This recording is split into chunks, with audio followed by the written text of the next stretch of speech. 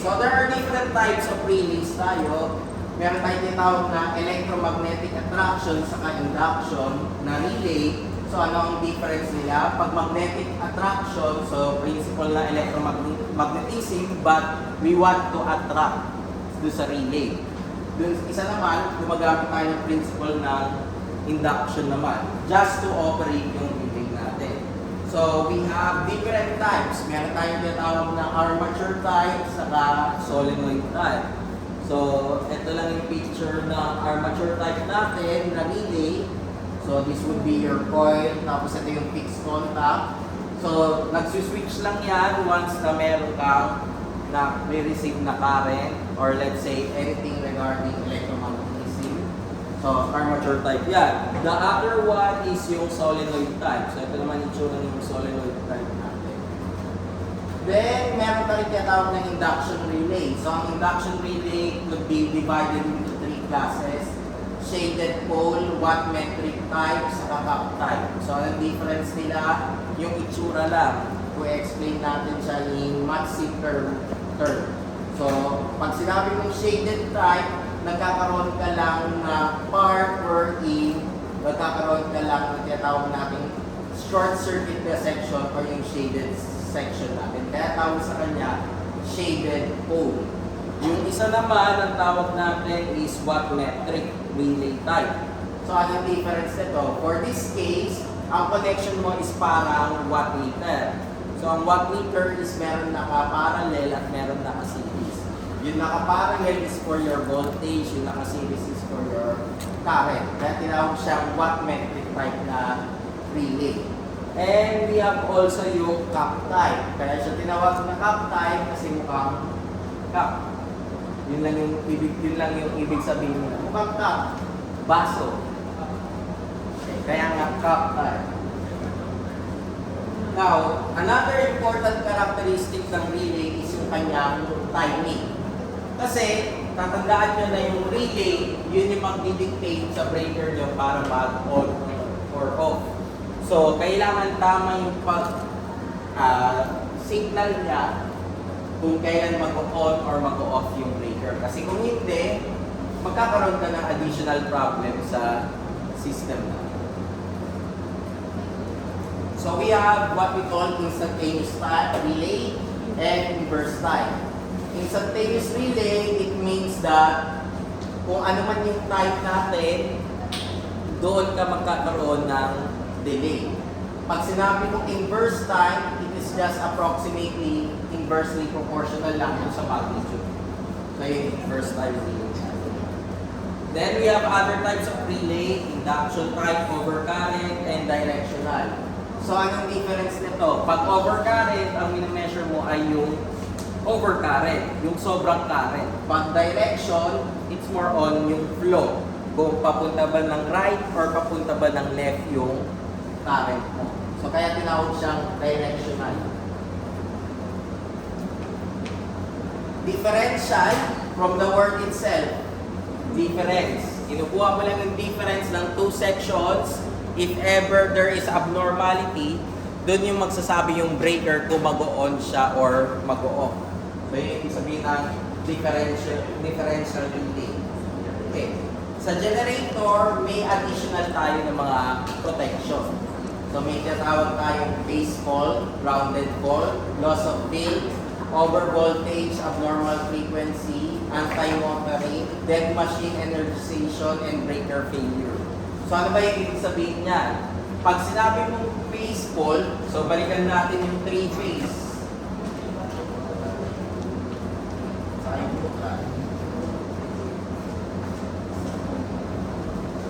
Tapos ito yung aking generator.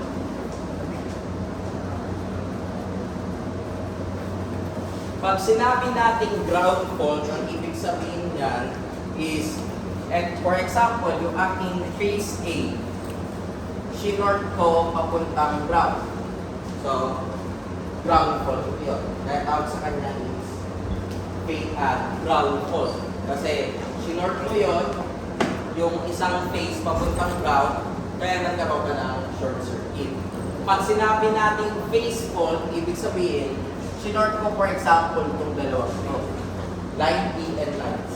Kaya tawag sa kanya is phase fault. Okay. Ano naman yung loss of field or excitation? Ito naman yung biglang namatay yung motor mo. Nung nag-e-enter, kung umaandar siya. Loss of field eh. Namatay dahil yung field winding mo nagkaroon ng problema. Pag sinabi mo namang over voltage, syempre yung voltage mo lumagpas sa standard level. Karaniwan, ang ginagamit natin is plus or minus 5%. So kung 100 volts yun, hindi ka lalagpas ng 105 volts. So pag lumagpas ka ng 105, over voltage. Abnormal frequency, ito naman is if ever yung generator mo nagpo-produce ng frequency exceeding yung frequency deviation natin. Madalas, sa diagram, ang kinoconsider nating frequency is between 59.97 to 60.03. Anything greater than 60.03 or anything less than 59.97 is already considered as abnormal frequency. So, if ever na magpas tayo doon, kailangan may protection ka para hindi masira yung generator. Kasi balikan natin yung principle natin sa synchronous machine. Isa sa mga criteria mo is to maintain yung speed, but your speed is directly related sa frequency. Pag hindi tumama yung frequency mo, pwedeng bumilis yung ikot ng generator mo or ng motor mo. So, ina-avoid natin yon, kaya naglalagay ka rin ng protection doon. Kasi kung hindi natin gagawin yon, pwede mangyari. Pag may dalawa kang generator na nakaparallel, yung isang generator ay mas mabilis kaysa sa isa, ang mangyayari sa isang generator ay imbis na mag-produce siya, kukuha na lang siya ng power. Ang tawag na natin doon ay motoring. So yung isang generator mo magiging motor. So ina-avoid din natin yon, kaya nagkakaroon tayo ng anti-motoring na protection. Lalo na for example, kung power plant na pinag-usapan natin na may multiple generators. Hindi pwedeng mangyari na lahat sila ay magiging motor or isa lang yung generator. Dapat lahat sila generator. Then, when we talk about deck machine energization protection, it means that minsan kasi nag-maintain ka ng generator. So, hindi mo muna siya inon. Kumbaga, patay siya. Kaya nga dead machine ang tawag natin. Then, suddenly, i-energize mo siya kasi isasama mo siya sa grid. So, kailangan ma-make sure natin na pag sinama natin sa grid yun, hindi siya mag-exceed sa capacity required. So, kung mag-exit siya at magkakaroon ka ng fault dahil doon, kailangan may protection system ka. So, that is additional protection. And lastly, yung breaker failure. Kasi karaniwan, may mga circuit breaker yan. Kung hindi gumana yung circuit breaker, dapat may additional protection yung generator. So yung tinatawag natin breaker failure protection natin. So lahat ng sinabi ko, ito lang yung explanation niya. So hindi ko na-explain. Basta yung sinabi ko yun na yun. Karaniwan, ito yung mga ginagamit mo na relays. So differential or distance relay para sa phase fault. Ito yung kanyang configuration na madalas na ginagamit natin. Ground fault natin is yun nga, phase A or phase B or phase C papuntang ground. Minsan, pwede mangyari magkaroon ka ng protection dyan. So, ang karaniwan ng ginagawa natin protection is naglalagay ka ng high impedance, low impedance, or backup ground. Pag sinabi mong high impedance, maglalagay lang po impedance in series dito. Pag naglagay ka ng impedance na naka-series dyan, syempre, bababa yung current. Pag low impedance naman, ibig lang sabihin nun, maglalagay lang ako na nakaparallel para dun siya lilipat. Hindi na siya pupunta dun sa generator. Backup, syempre, additional ground voltage. Then, ito yung mga possible niya na configuration natin. So, for this case, ang high impedance natin would be where? Ito yung ating high impedance. Then, we have also yung ating low impedance grounded generator. Then, for backup. So, kung makita nyo sa backup, meron kang additional dito sa part na ito. Overvoltage, so overvoltage relay. Then, sa abnormal frequency, dalawa yun. Meron tayong over frequency and under frequency. Then, meron rin tayong type ng relay na ginagamit. Under frequency relay or over speed or over frequency relay.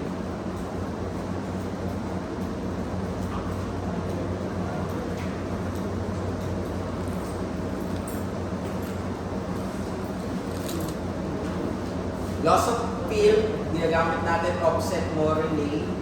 Anti-motoring, power relay lang ang ginagamit natin. And ito yung kanyang itsura. So, yung number 32, yun yung ating anti-motoring, and yung 40 yun yung ating loss of field. Yung number na yan, yun ang yung nagsasabi na kung anong relay yung bibili mo. So, kung let's say, relay 32, ibig sabihin ang ginagamit mo is anti-motoring anti-motoring relay. Pag relay 40, ibig sabihin ang gagamitin mo is loss of field na relay. Net machine, distance relay, and directional. Then for breaker failure, karaniwan failure to trip saka flashover. So karaniwan yung mga relays na yan, box lang yan. So yan yung relay natin na ginagamit. And ngayon, multi-purpose na yung relay mo. Yung isang relay mo, hindi necessarily pang isang application na. May mga numbers lang na kailangan mo i-enter or i-configure para yun yung gumana sa kanya. So, for instance, number 21, ibig sabihin, ang ginamit mo is system impedance backup and so on. Then, ito naman, additional relays. So, puro relay type lang naman yan. Then, ito naman, additional ba. Sa transmission line, ang ginagamit natin is pilot, non-pilot, and differential protection. So, anong difference ng tatlo? Pag sinabi natin pilot protection, kailangan muna natin tandaan yung tinatawag nating zone of protection. So, ano yung sinasabi nating zone of protection? So, in any type of power system, meron kang different zones. So, pwede natin sabihin na for this case, ito nasa baba, pwede natin tawagin niyang zone number 1. Pag inakyat natin dito, itong part na to, ang tawag na natin dyan is zone number 2. Then, yung huling part natin, syempre, pwede natin tawagin yan na zone number 3. So, ano ba ibig sabihin ng zones of protection? Wala yung pinagkaiba sa kung mahilig kayo sa laro na tower defense. So, karaniwan, kailangan meron kang first defense, second defense, and third defense. So, meaning to say, if nagkaroon ka ng short circuit dito sa part na to, ang unang-unang magtitrip dapat would be yung nasa zone 1. Kung hindi kinaya ng zone 1, saka siya pupunta sa zone 2 and papunta sa zone 3. Now, in terms of time setting, mas matagal ang time setting ng zone 3, zone 2 kaysa sa zone 1. So, pwede natin sabihin na ang zone 1 ko ay magbubukas after 10 milliseconds. Yung zone 2, magbubukas yan after 2 cycles.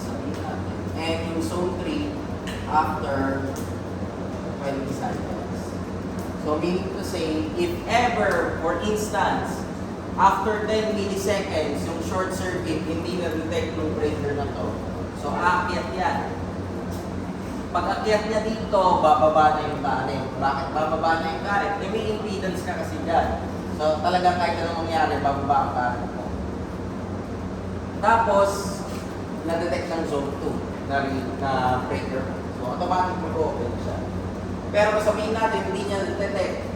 Kailan niya hindi ma-detect yun? Pag mas mababa siya sa current na i-detect ng system. So, tutuloy siya paakyat. Papunta dito. Then, dumating yung 20 cycles, yung current na dumadaling dito is sakto do sa current setting ng breaker. Saka siya off or magbubukas. So, yun yung tawag nating zones of protection. So, for that case, kagaya nito, nakalagay dyan, Zone 1, instantaneous tripping. Ibig sabihin, at the start of the fault, kailangan mag-trip siya. Zone 2, nakalagay na delayed tripping. So, after a certain number of cycles, saka siya mag-trip. And Zone 3, sabihin natin, ito yung after steady state na. So, para mas madali maintindihan, sabihin natin may fault current ako na ang value is 5 kiloampere. 5 kiloampere. Sa Zone 1, after 10 milliseconds, 3 kiloampere dapat. Sa Zone 2 daw, after 2 cycles, meron kang, sabihin natin, 1.5. Then, sa Zone 3, after 20 cycles, 500 ampere. Sabihin lang natin. Okay. Now, syempre, yung breaker ko, kung 5 kiloampere yan, pagdating dito, mag-open na yan. Wala ka ng problema. Okay, babaan natin. Sabihin natin may short circuit ako na 2 kiloampere. So, after 10 milliseconds, 2 kiloampere daw yung pumapasok. So, i-detect ba nito? Hindi. So, dediretso siya sa kasunod. Sabihin natin sa kasunod naging 1.8 siya.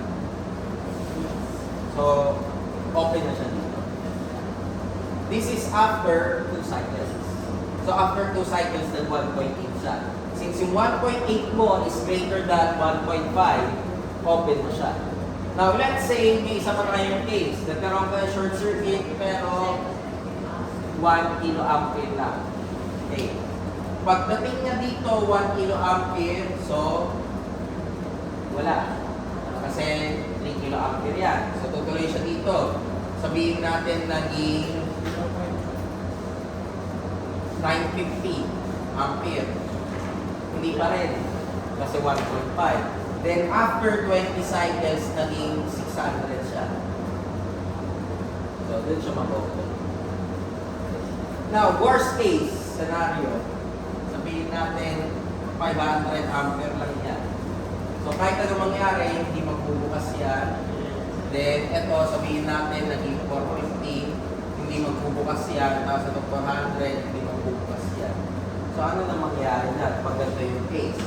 So, akit na siya papunta dito, doon na siya sa kasunod sa distribution system. So, depende kung ano yung nilagay mo dun na protection. There are cases na pwede mangyari to. So, anong gagawin natin para ma-avoid yun? Nagdadagdag ka rin tinatawag nating grounding system. So, yun nga, minsan yung mga transformer mo kaya naka-Y grounded yan, Y resistance grounded, or yung generator mo bakit Y reactance grounded. Para if ever magkaroon ka ng fault, since may grounding value ka doon, ibababa ka niya. Yun yung purpose ng grounding natin. So, yun yung ginagawa natin dyan. And usually, yung zone of protection, makikita nyo yan sa transmission system natin.